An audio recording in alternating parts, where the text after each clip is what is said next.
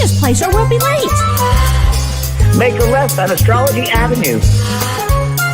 Oh, I'm sorry, I meant right. It should be right here at 444 Spirit Way. Oh, turn! It looks like Renee. Yay, we're on time. The James and Kellee Show. Great, let's start the show.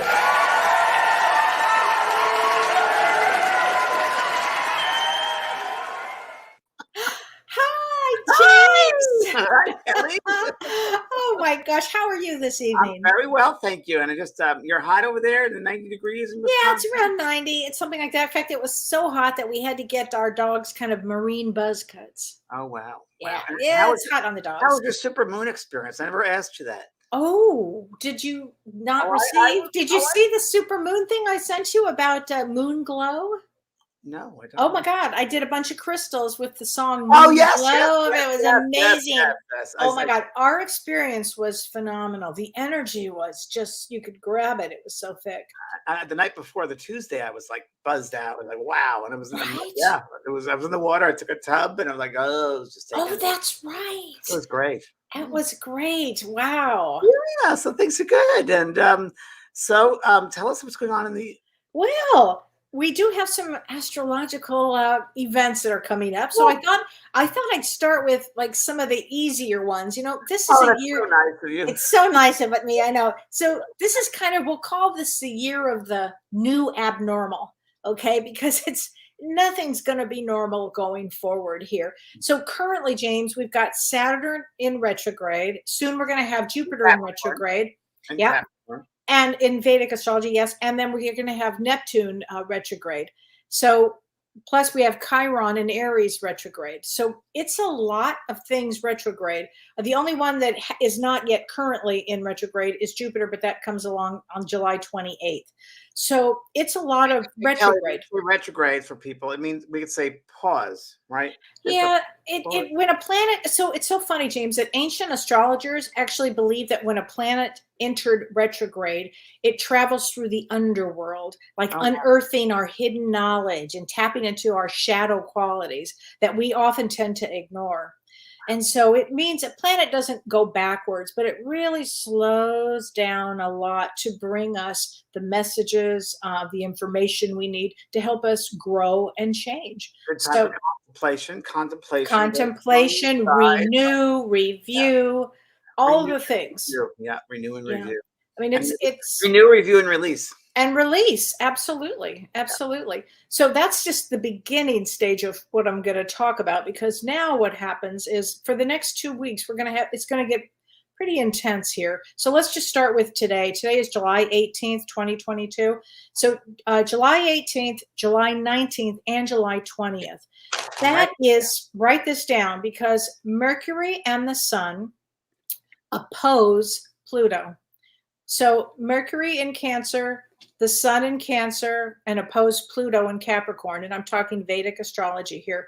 It's a very intense combination for the next 3 days, July 18th, 19th, and 20th, because it's a day where with that opposition with Pluto, you know, Pluto really, it has that energy of transformation. And so this is a time that a lot of tempers can really get out of control here. It's the underworld too, is it? It's the underworld. It also could have to do with world leaders, because it's Mercury and the Sun. So it could have to do with a lot of world leaders changing here. It's just a very intense time here.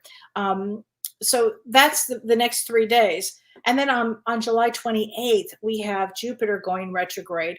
And again, in Vedic astrology, it's going in Pisces. And when that happens, it gives us a chance, you know, you asked really what, to rethink our thoughts, and it shows us the correct path in life often. Yeah.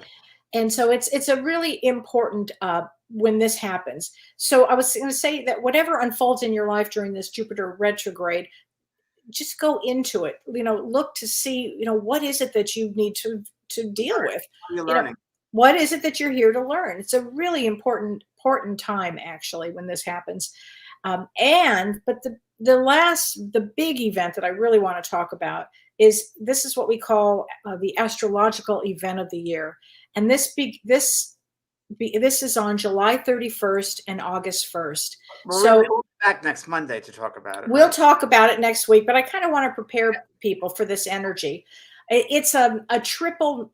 It's a lot. It's Mars, Rahu, and Uranus all come together at the same 24 degrees of Aries, and Saturn squares all of this. So what does this Oh my mean? goodness. Yeah, James, it's so big that in Vedic astrology, they say that this conjunction, this triple conjunction, the last time this happened would have been 1855, right before the Civil War. Wow. But in Western astrology, it's in Taurus, and the last time this happened, so it's the same event, but two different lenses to look at it.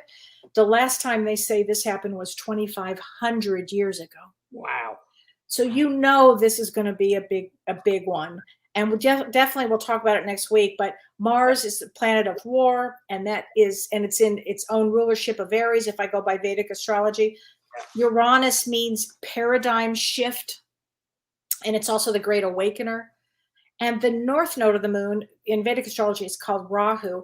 And that's really all about the growth of the soul.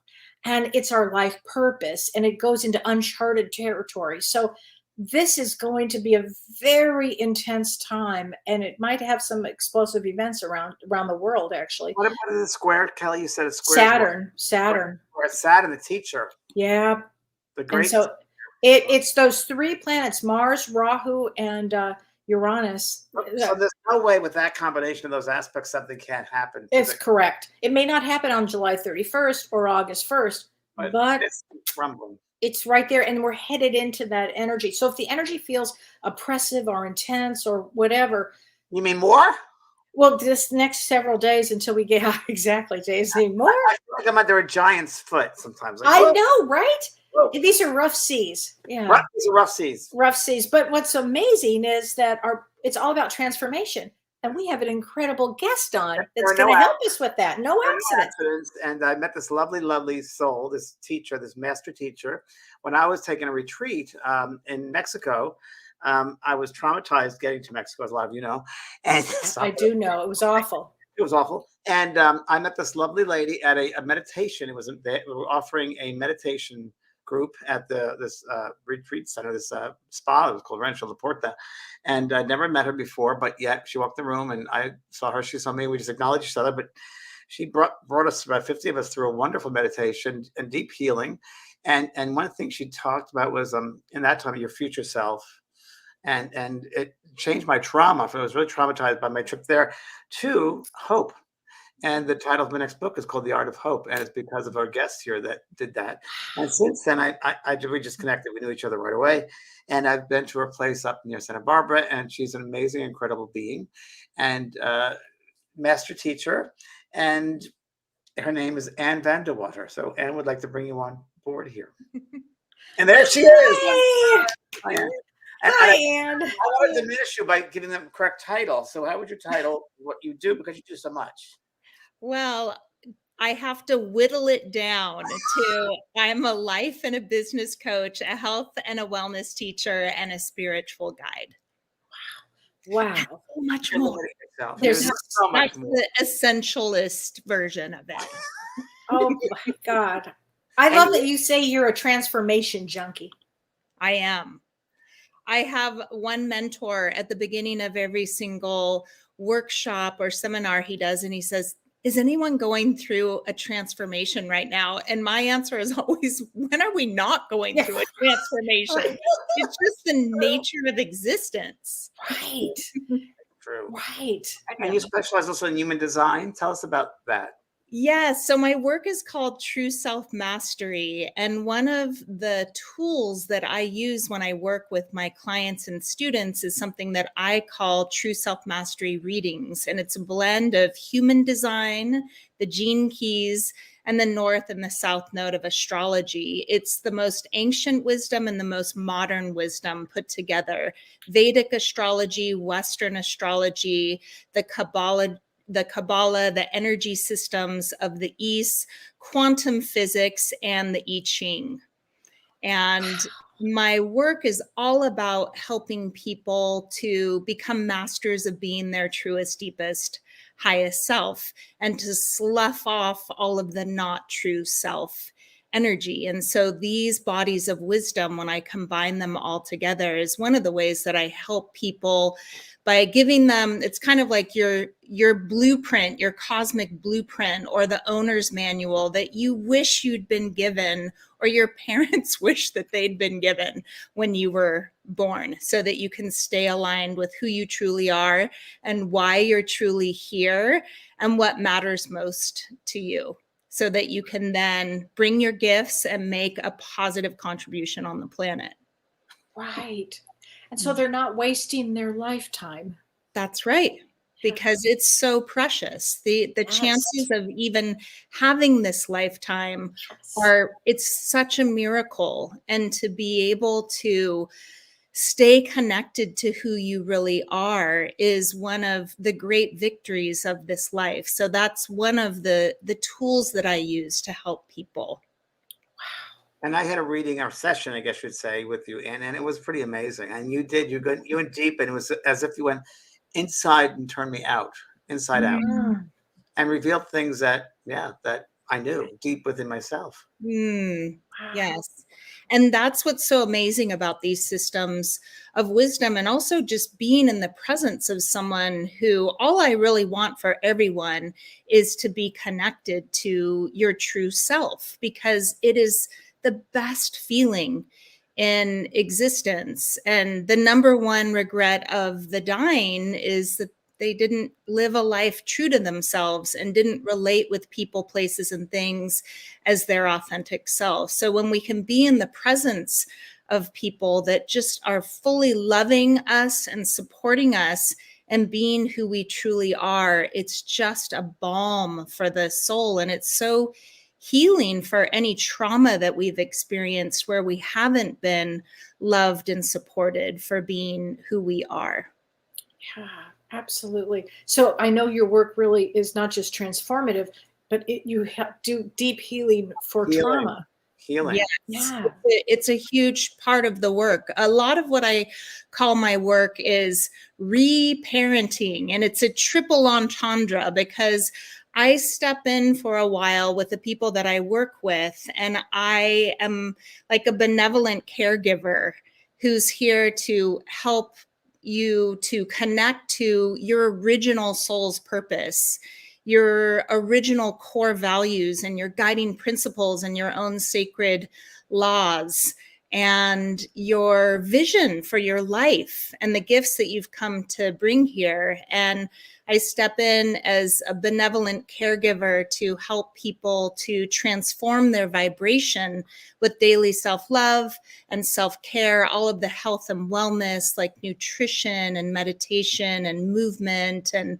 breath work and prayer and affirmation and physical cleansing and rest and relaxation and sleeping, all those things that we need to help us clear stress and tension and heavy energy and to heal and restore ourselves and to generate that life force energy that we need to manifest our visions and to be of service in the world. And then I help people to consciously create the life that is aligned for them, that's authentically aligned with who they are, so that at the end of every single day of life, and then at the end of life, you feel like, yes, I showed up as who I am, which is the greatest gift that I feel that we can give the planet. And so it's reparenting, but it's also repair, because it's sloughing off all of those, I would say, homogenized ways of being that we've taken in to either to survive or to belong. And those are two of the core wounds that we all deal with is, can I really be myself and have my foundational needs met? And can I really be myself and fit in and belong and be part of the family, the soul family, the tribe? And then it's the repair, which is the bringing back together, the pairing back together, body, mind, heart, soul, and spirit, so that you are whole and you are complete within yourself.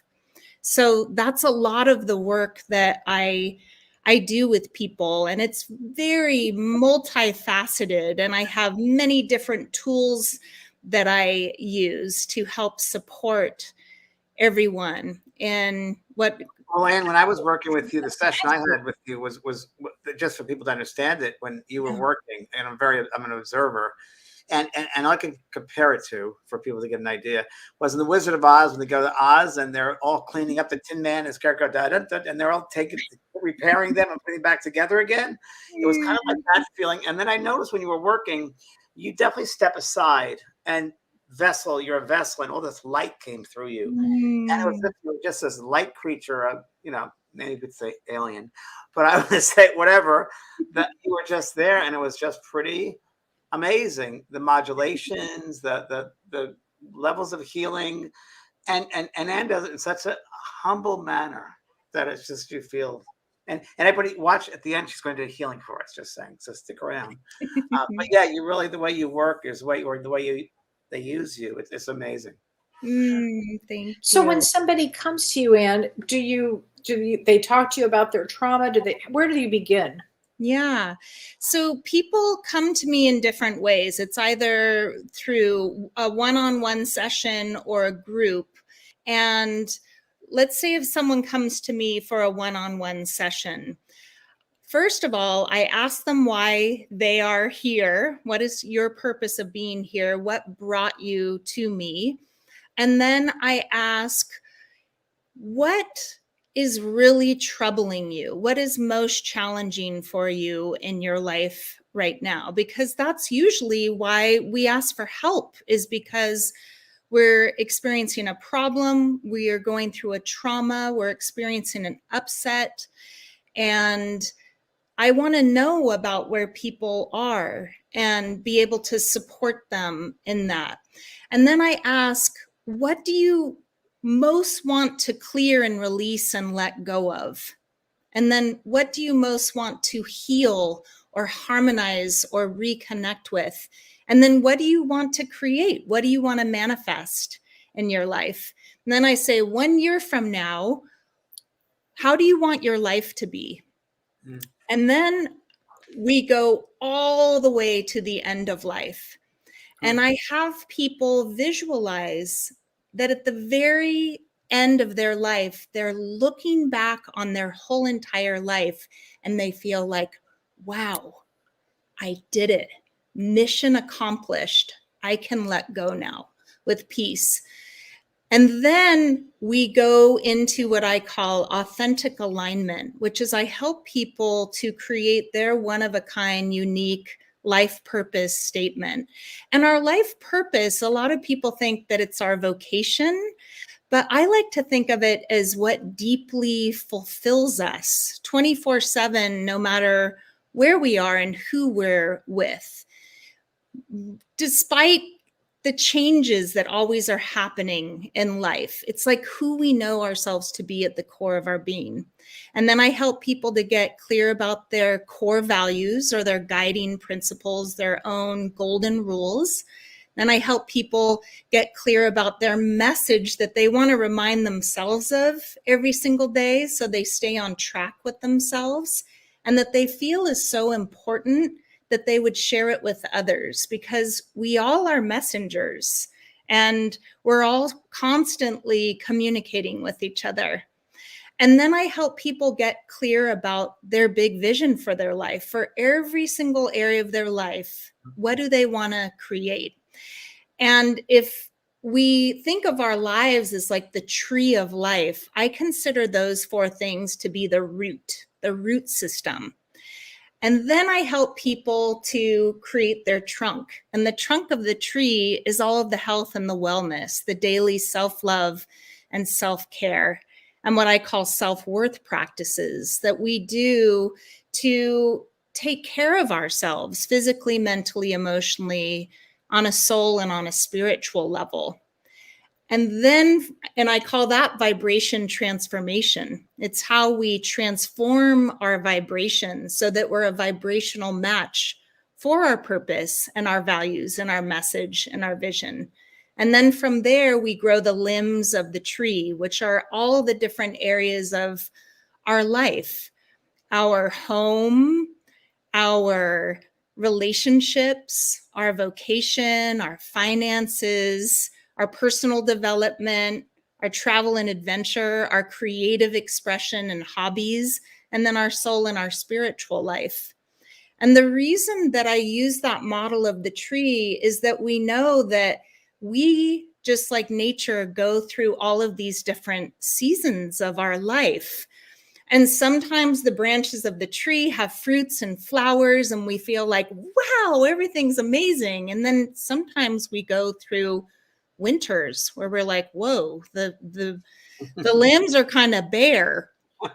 And just like nature, if we can remember to take care of our daily physical, mental, emotional, soul, spiritual wellness, and if we can stay connected to those 4 roots of our purpose, values, message, and our vision, then we stay connected. Then we stay grounded. Then we feel like, okay, just like you were saying earlier, like, okay, kids, there's some waves that are coming.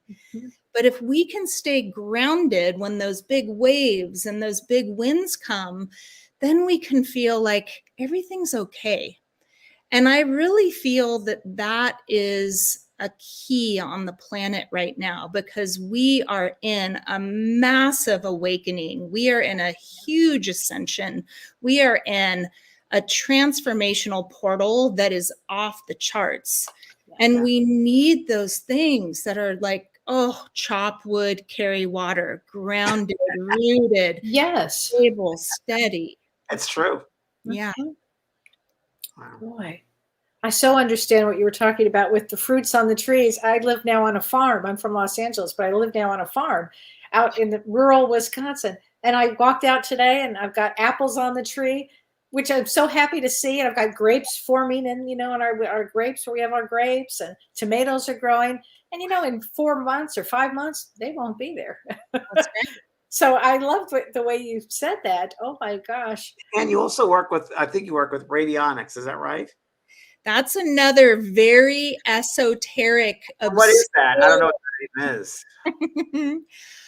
I have a magical machine that can send frequencies to people that will balance out imbalances. And what I've learned about it is that it works best when you combine it with everything that I just talked about. Sure. And it's not I don't consider it a magic, the magic bullet. I don't like that. The magic wand. Okay, that's better than bullet. Yeah. Bring bullets into the conversation. But I only do that work with people when they've done a lot of foundational work with me, sure, because it activates 0 point energy. 0 point energy is the energy that clears what's not harmonious, balances what is, and activates what is needed. Oh, we could call that like Pluto. Like it just didn't care. Boom. Yes. It's super Jupiterian because it's super expansive and it creates a lot of life force energy. Yes. I'm going to interrupt you if you don't mind, because there was an interesting conversation we had right before we went on, and Kelly's doing a workshop on Lemuria. And I was driving to see my puppies the other day, and I had to call Kellee up because it said, "You're not going to believe what I'm seeing right now. There's a place called the Fellowship of Lemuria Fellowship." And Kellee looked it up and got a lot of information and said to Anne about Lemuria, and she goes, Anne said, no, she brought up a cup, or what is that? A Lemurian cup? A Lemurian. I call this is my crystal chalice that I'll play in a little bit, but I always call it my Lemurian sound crystal chalice. Well, then we started having this really deep conversation about our lifetimes in Lemuria. Yes. And you said you felt like this is the work that you do there. And I feel the same way about it. Yeah, the work that I do on the planet right now is the exact same work I did in Lemuria. And I remembered my Lemurian lifetime when I was on the island of Bali, one of my favorite islands on the planet. And I was doing a breath work ceremony with one of my best friends, Christabel Zamor of Breath of Bliss. And in this ceremony, I remembered my lifetime in Lemuria, and it was my role in Lemuria to greet every soul when they were born and to say, welcome. Huh. Wow. We're so happy you're here. Who are you? Why are you here? What's your purpose? What are your values? What's the message that you've come to share? What are you here to create? And what is the gift that you've come to deliver? And then I would stay connected to all of the souls of Lemuria during their entire lifetime to make sure that they stayed connected to who they are and why they're here. And the reason that it was so incredibly important was that if even one soul forgot who they were, and even if one soul disconnected, it would start to create disharmony in the entire society. Kind of like in an orchestra, if one musician starts to go, it can create a discordance in the whole entire orchestra. And that is what I feel is so incredibly important right now on the planet, is that each and every one of us focus on our own self-mastery. I actually wrote that today, Anne. Did you really? I swear to God. Yep. Yeah. Yep. It has to be. Has to be. We have to focus on ourselves with this, our own mastery with it. Yes. That's a true Lemurian tenet. Yes. Woo, I just got the chills. Kellee, do you know what your job was in Lemuria, Kellee? Well, I wasn't a greeter. I was one to make sure everybody was balanced, everybody was taken care of, everybody knew what they needed. I always made sure everybody had what they needed. Yeah. Wow. You were like Julie, the cruise director on the left. Totally. Totally. If you need this, go here. You did it, go here. Oh no, I'm definitely from the Love Boat. There's no doubt about it. Love Boat. My favorite show ever. Lemuria. Right. James and I were in Tahiti together, and we were on Moorea, right? Moorea, which is Lemuria. Yes. Moorea, Lemuria, and it's that's where it was, and I felt such a connection there. Yeah. Oh my favorite island. I haven't been to Bali yet, but Lemuria really Moorea is really incredible to me. Oh God! I mean, it's so fun to meet fellow people on from the same place and that deeply understand it. I so appreciate you and your work here. Oh, I appreciate. It's a big job. It's a big job. It is, and that's what we came to. That's why we're here. I know. And we're being it and we're doing it. Yeah, it's so true. But it's great to recognize each other. I mean, like when I saw Anna, it was like a recognition on some soul. He told me immediately. Yeah, I mean, it was immediately. Like as soon as you walked in, you went and you said hello to me. I don't know if you remember, but you just waved to me, and I was one of the two guys in the class. But and it was just we connected. It was like we know each other. And what was so amazing about it, and I know that this is going to sound totally bizarre to a lot of people, but I didn't know who you were. No idea. In the world, James. I just knew you as a soul. I was like, oh, there you are. It's so soul recognition. It was there you are. 100%. Yes. Yeah. And Margaret says, drop the mic. Oh my God. And it was really a soul recognition, and we got along right away. It was like, oh, where have you been? Oh my God! Yeah, I know. I called James my cosmic playmate. Oh, that's the best. Just constantly giggling and laughing. Yep. Yeah. Oh, I know. Oh yes, but it's the best to be with. So much fun to be with. You have to have joy. We talked about this yesterday, and joy. You have to have joy in life. You have to have that child in within. Yes. Yeah. So I'm curious about Gene Keys. What is that? Oh yeah. Okay. So, oh my gosh. The Gene Keys was channeled and created by a wizard, a magical genius of a man named Richard Rudd. And he was student of Ra Uru Hu's. And Ra Uru Hu is the one who channeled human design. And it is said, as we know, that if we devote ourselves to something for 7 years or 10,000 hours, that we become a master of it. So this is what Richard did with human design, is he studied it, he'd embodied it, he taught it, he did readings, he went for a massive deep dive into it. And after about 7 years or so, he mastered the system, and then it started to grow and evolve in his own consciousness. And he then started to get downloaded and received a lot of directive about how to take human design and apply it to specific parts of your life, so that it wasn't just like this overall blueprint, but how to apply it to very specific areas of your life.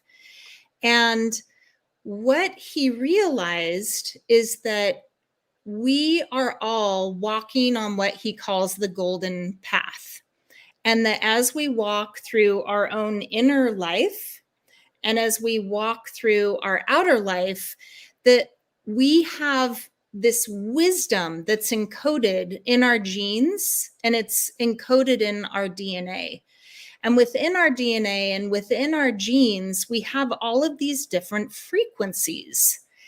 We have shadow frequencies, the things that challenge us, and we find them within ourselves, and we find them in the world of people, places, and things.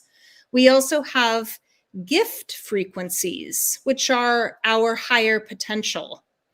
And we have what he calls cities or superpowers that we develop as we walk through the path of our life and become conscious choosers of the vibration that we take on, either in our beliefs and our thoughts, our feelings, our words, our actions, our ways of relating to people, places, and things. One of the most fascinating things about it is learning about the shadow frequencies, because we live, as we know, on a planet that is a yin-yang planet. There's darkness and there's light. There's day and there's night. And one of my great revelations that I've kind of like grokked after trying for such a long time is this, like, whoa, it really is 50-50. Like half the time, it really can just be challenging. It's not all sparkle ponies and rainbows all the time.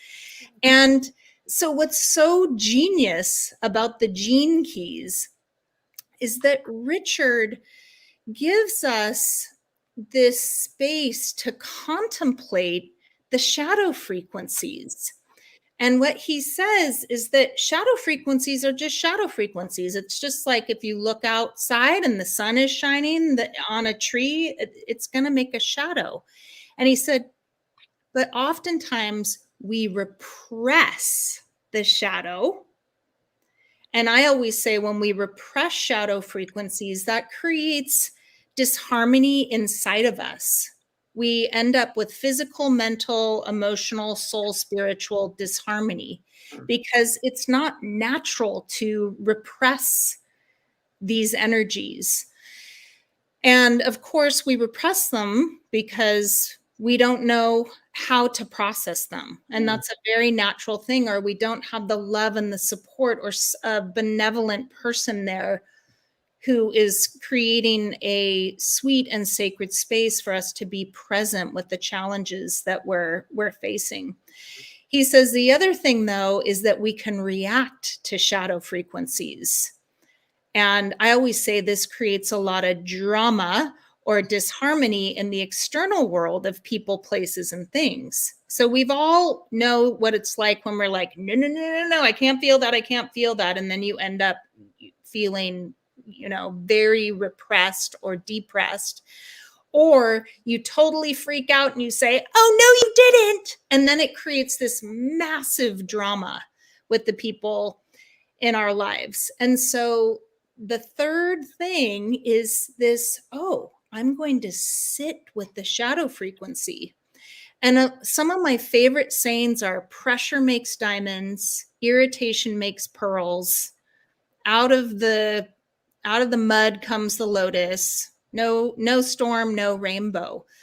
But what happens when you bring your higher potential, when you bring your gift, it could be tapping. I love, appreciate, and accept myself just the way I am, even if I'm sad, even if I'm angry, even if I'm scared, even if I'm frustrated. I love myself, and I'm going to be here with myself. That's not repressing, and it's not reacting. It's just being there and bringing your higher potential, bringing your love, bringing your compassion, bringing your presence to the shadow. And when you can do that, that is what creates the pearl. That's what creates the gem. That's what your capacity to just be there in that moment with yourself. And that's what creates our superpowers. And that's what creates our cities. So the Gene Keys is about walking through life, through your life's work, on your evolutionary path, taking care of your health and wellness, staying connected to your purpose, walking through your relationships with people, places, and things, and then bringing your work out into the world so that you have true prosperity, which isn't only financial. It's like a prosperous soul where you feel like I am giving my gifts in the world. And there's reciprocity because I'm bringing the value of all of the things that I've faced that have been so challenging personally, and I have alchematized them and I've transformed them into these gifts that I can give to others because I've walked the path before you. So the Gene Keys are just this brilliant, I mean, he's one of the most extraordinary, brilliant geniuses I've ever read his work, studied all of his work, and he's created this amazing body of wisdom that helps us to navigate the yin yang 50-50ness of life with a lot more grace than it brings a wholeness of our being. It brings into the wholeness of who we are. Yes, both it's sides. yes, The dark it's side of the moon, the light side of the moon. Right? that's right. It's just realness, and it's this guide map. And so just like with human design or with astrology, where you use your birth time, your birthplace, and your birth date to get a reading, you do the same thing with the Gene Keys. And so in my True Self Mastery readings, I combine the Gene Keys and human design, and then the north of and south node of astrology, which we know are about what we've mastered as a soul and what we're here to master. And another thing that is really amazing about human design, which I feel is one of the most important keys, is you learn about your inner authority, your inner guidance system that helps you to make wise, aligned choices. So that, because we know that the results that we get in our life are the result of the choices we make, the choices in belief and thought and feeling and word and action and relationships with people, places, and things. So I'm so grateful for these amazing ancient and modern systems of wisdom that are here to guide us and support us on our journeys. I call myself, and I'm going to call you this, you're a soul cracker. Yeah. You go in and you crack the soul. Okay, this is what's going on. This is where we need to be. This is bring where out the light, the crack. Bring out absolutely. Yeah. Absolutely. You bring out the mirror for that person to look at, reflection of who they are. I mean, my reading did that. You brought me out both sessions. The first session when we first met, it was, and I'm very, I'm open-minded, but I'm a little skeptical here and there, but I just released and let it be. And it was just like a mirror coming out and reflecting back, whether it's my higher self telling me this awareness, this knowledge. You created that sacred space for that to happen. Yes. Yeah. Yeah. Amazing. And that's what I always do at the beginning of any session. If it's a coaching and wellness and spiritual guidance session, if I'm leading a guided meditation, like when we first met, if it's a true self-mastery reading, I always call upon our truest, deepest, highest selves, mine and yours, to be present with us.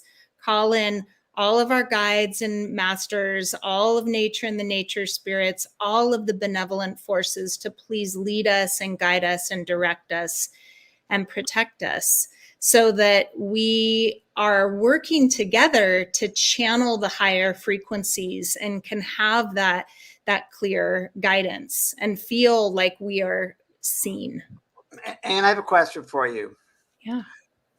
Which is interesting. So let's say you have a client, someone comes to you for a session, and they know exactly what they want to hear, or what the kind of session that they want, but you know they need something entirely different. Yeah. Would you say to that person, I'm going to give you something different? Or no, for the little bit I know of you, you'd probably incorporate that without them kind of knowing it, right? Yeah. Because Yes. who you are. Yeah. I let people know, just like at the beginning of our time here together, you said, what is it that you do? And I said, I'm a life and a business coach, a health and a wellness teacher, and a spiritual guide. But I always let people know that I am an intuitive, and that I'm eclectic and multifaceted, and that I have a very big bag of tricks, and that I meet them in the moment where they are. And just like you said, you're a soul cracker, I call myself a soul tracker. And so tracking.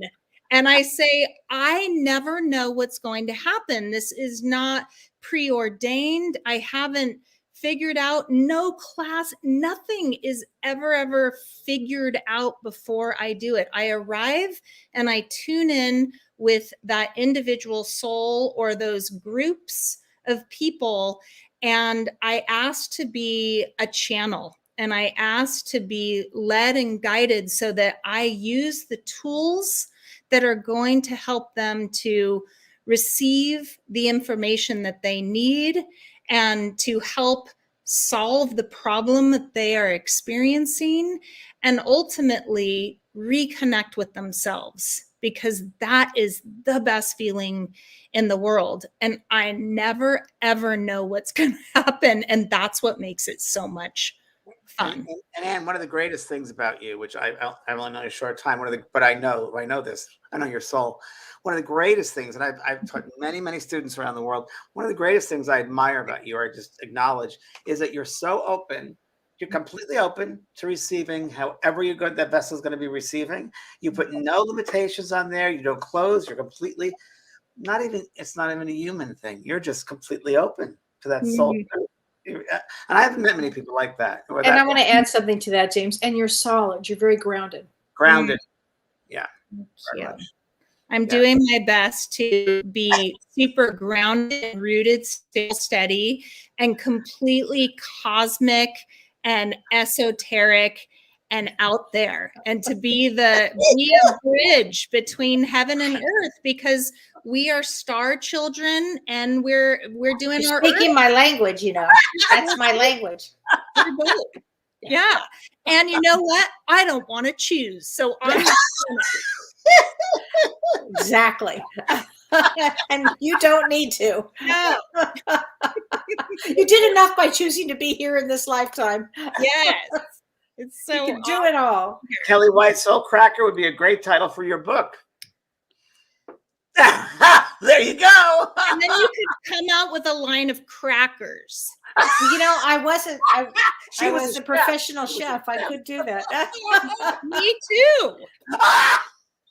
We just start from the very beginning and then just. I know. Okay, James. James. You and James are like two of my new besties. Oh my God. I'm stunned beyond. I have to ask you, what is an essentialist? Oh, okay. So I used to be a maximalist. Like I had everything in the material world. And then natural disasters taught me to not have so much stuff and not be so attached to stuff. So it took a while, but I became a minimalist. And then I started calling myself an opulent minimalist, because As you can tell, it kind of, you know, I I'm do. like, I only have one pair of shoes kind of person. I'm like, I have the coops, but I have them in 4 different sizes, right? So then it was actually on that trip to Rancho La Puerta when I met James that there was another teacher there, and he was teaching about, I thought he was a minimalist, and I said, are you a minimalist? And he said, no, I'm an essentialist. And I realized, oh, that's what I am. I have what is essential. So I switched my title to I'm an opulent essentialist. That's great. And she is. We have to come up with our own terms for things because the world hasn't, if the world hasn't come up with a term that describes something, then we have to come up with it. Of course. They don't have the language. They don't That's have the language. It's our language of light. So would you mind doing a healing for us, a healing session? Would you be kind enough to and explain to people what actually is going to happen, or how we should enter this space? This is a handheld crystal chalice, and I'm going to be playing it, and I'm going to be chanting. And I'm wondering, what do you, Kellee, feel would be the best medicine, the best energy to bring onto the planet right now to help balance and harmonize these cosmic frequencies? Going with compassion. Okay. Nice. So I am then going to sing a beautiful song for Kuan Yin, the goddess of love and compassion. And I'm going to sing Om Mani Padme Hum, which is a Buddhist chant that means the jewel in the heart of the lotus. So this is this brings in the energy of love and compassion as we all go through the mud and bloom our lotuses and go through the pressure that makes the jewels and the diamonds that we all are.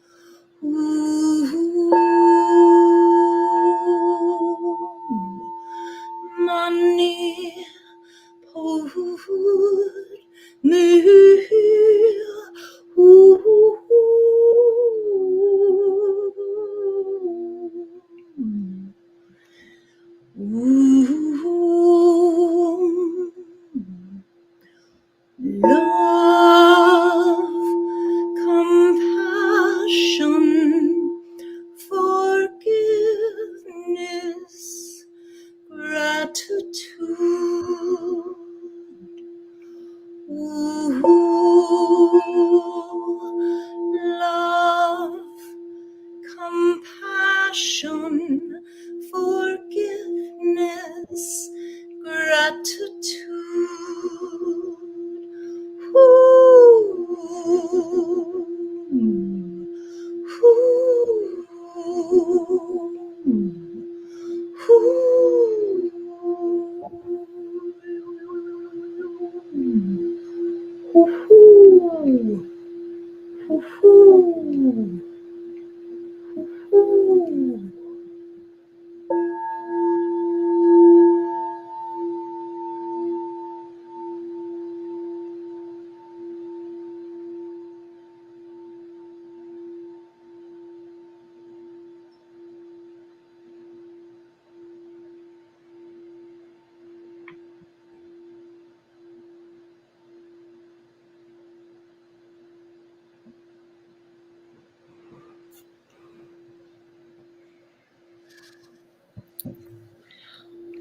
Wow. It's really powerful. Beautiful. I got rippling all over. Me too. Like sparkly. It's going out with sparkles everywhere. Sound vibration is one of the most powerful tools that we have for navigating these extraordinary times. What would you recommend for people to listen to during these extraordinary times?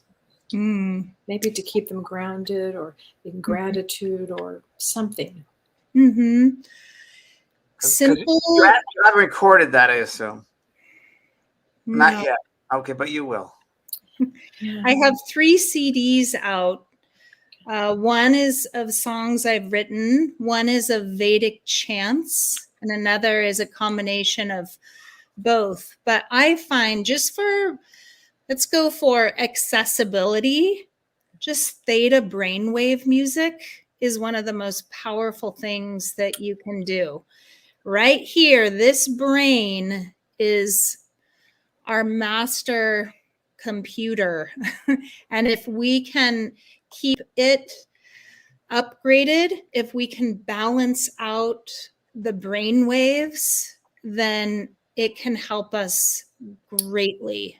That's true. So if you can go on to YouTube and search for a theta brainwave music, and it can be theta brainwave music for relieving stress, theta brainwave music for abundance, theta brainwave music for love and compassion, theta brainwave music for meditation or sleep. And there are so many extraordinary sound healers that are out there. And then some of them are also visionary artists, and there will be beautiful visuals that you can watch. I've done it for the past week, actually, on my YouTube, my living room. I put theta wave music on, and I've seen the illustrations, and they have it for everything: sleeping and healing and nervous tension and stress. So yes, and just validation, and thank you. Yeah. Yes. Is that weird? That's so weird. But it's not. I call it synchro destiny. Synchro destiny. That's great. That's amazing. Linda Miller says you helped her with her, I'm not sure if I never pronounced this correctly, tinnitus? Tinnitus, Tinnitus? How do you pronounce that? Tinnitus, yeah. Yeah, the sound vibration is so wise. It goes into our body, our minds, our hearts on a soul level, into the memories, into the genes, into the DNA, into the trauma, into the imprints. And it activates that 0 point energy. Whatever is needed to be cleared in that moment that the sound vibration comes in, it will help to clear it. And it can help to clear pain. I've had people have like spontaneous clearings of headaches, chronic pain. It is super healing. So you can feel this light emanating, the vibration emanating through you, balancing and harmonizing you. And then it will create and generate a lot of life force energy. And a lot of people get massive downloads and visions and insights and guidance and remember things. I've had people say, I've been in therapy for years and years and years, and then I heard that sound and I had a revelation about something that I'd been struggling with for years, and I feel more at peace. And so I feel that there are so many different modalities that we all do, and we never know how the cosmic soup is going to all come together and create the elixir that's going to help to alleviate our pain and suffering and bring greater peace and healing, and just give us that feeling of it's all going to be okay and I'm connected and I can expand. So there's a great question here, Anne, from Dawn Solomon. She says, can grief be cleared? yes. And just like I was saying about the shadow frequencies, my feeling with all emotion, and especially grief, is that we have to feel it to heal it. And that the only way through is in. And as much as I know we all just want to we don't want to feel it sometimes because it just hurts so badly when we have someone who loves us and is just like, I'm here for you. Or we have these different modalities that we can clear these things. But the main thing with grief is just feeling it. And I think that the art of experiencing grief is creating that space to be present with it while not letting it pull us down and drown us, and to not spiritually override it.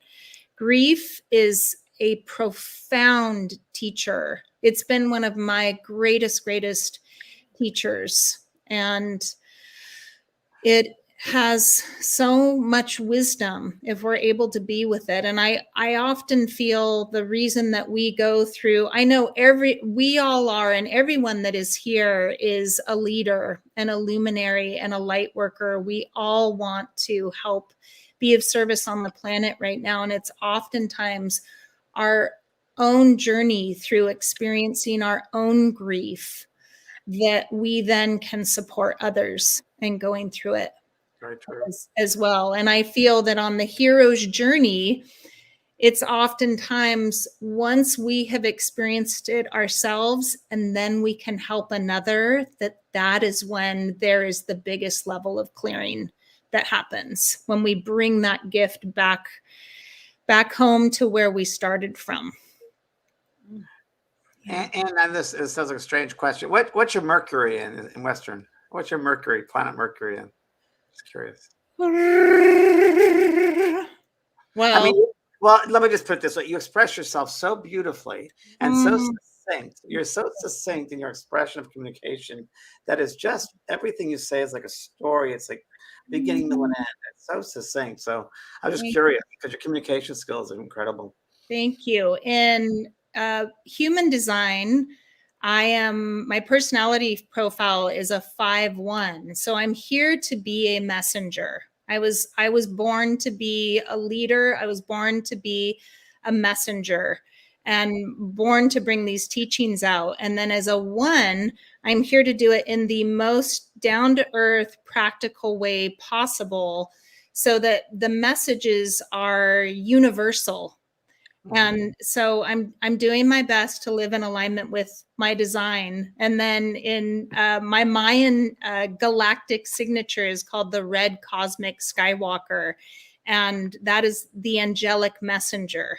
So these are all things that are that I chose on a soul level. And I know that we all have chosen different things to embody on a soul level, and being a communicator and a messenger is one of mine.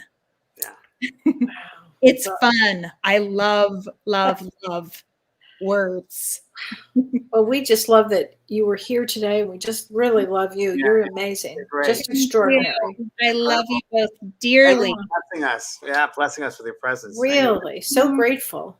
Thank you both so much. Wow. Such a pleasure. And you're open for sessions if people want to do sessions. You have openings for sessions, or how does that work?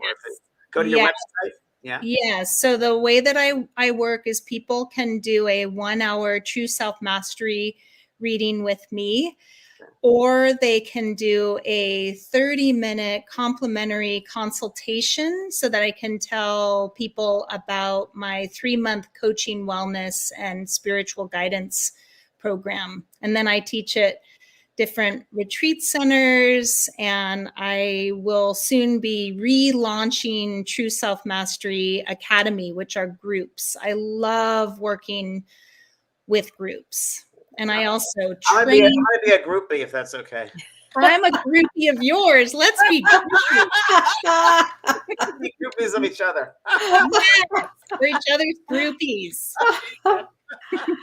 Oh, gosh. Thank you, Anne. Incredible. Really, thank you so much. Brilliant. Thank you. Such a pleasure to be here with both of you all. I feel very, very honored to be in your presence. Oh, gosh. Sending Honor is all ours. love to everyone.